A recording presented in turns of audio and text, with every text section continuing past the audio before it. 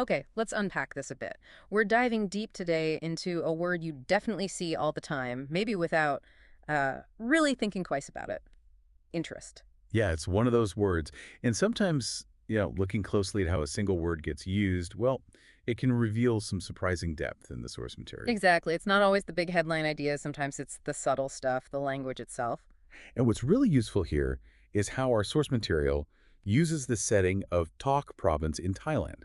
It gives us these really vivid, specific examples to show how interest works in practice. Right. Specific examples make it much clearer. It's like using talk as a lens to see how this one word, interest, kind of changes its role depending on how it's used. So our goal here, let's try to understand how tracking these shifts helps us get more out of the source material, maybe even see talk itself a bit differently through the text. Okay, so first up, the sources point to interest used as a noun, Yeah. as a thing. A thing. Like what kind of thing? Well, like a feeling, a sense of curiosity, or maybe attention that something pulls toward itself. Ah, okay. And the perfect example they give is the Tilo Su waterfall in Taki. It's apparently quite stunning. I've heard that, yeah. So the source says the waterfall's beauty attracts the interest of loads of visitors.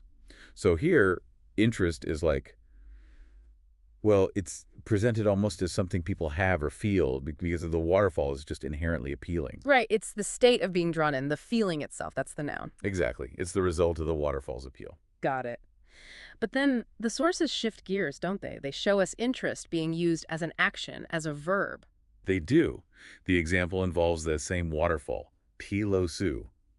A local guide, it seems, tried to interest visitors by telling stories, legends about the place. Okay, so what's the key difference then? If the waterfall attracts interest and the guide tries to interest people. Well, that's the crux of it, isn't it?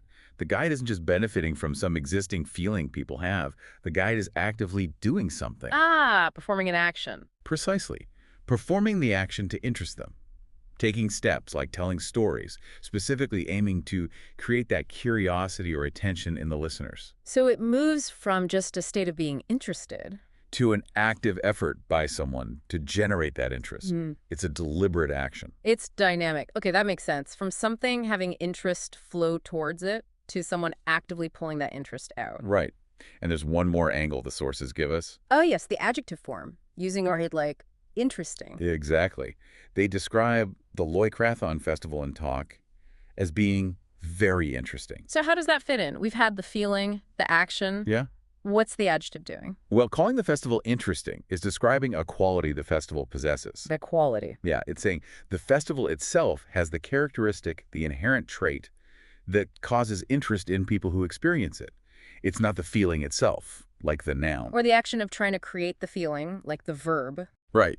It's the built-in feature of the festival that makes it appealing. It tells you something fundamental about the festival's nature. Okay, wow. So using those talk examples, the waterfall attracts interest. That's the noun, the feeling. The guide tries to interest you. That's the verb, the action. Yep. And the festival's interest, that's the adjective, describing its inherent quality. You got it. The same root word is doing completely different jobs based on its grammatical role.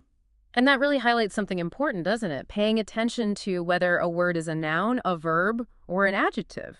It's not just, grammar for grammar's sake. Absolutely not.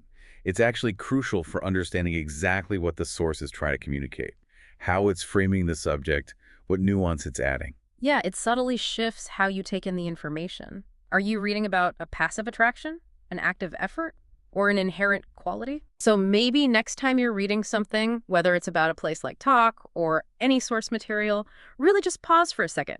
Notice how familiar words might be switching roles on you. Yeah, and maybe consider this. How might paying attention to that word's specific function subtly change how you see the places, the events, or the stories being described? It helps you understand not just what's being said, but how it's being presented.